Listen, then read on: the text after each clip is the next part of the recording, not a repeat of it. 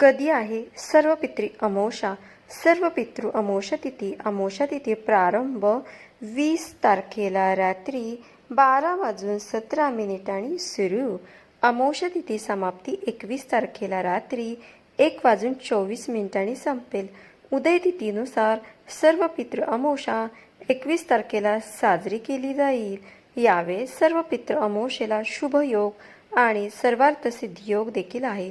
श्राद्ध करण्याच्या विधी नियम: या दिवशी पवित्र नदीत आंघोळ करावी किंवा पाण्यात गंगाजल टाकून स्नान करावे.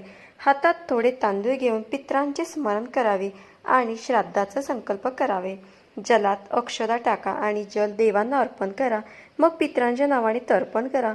पितरांना तर्पण करण्यासाठी काळे तीळ आणि पांढरी फुले हातात घेऊन पाणी टाका.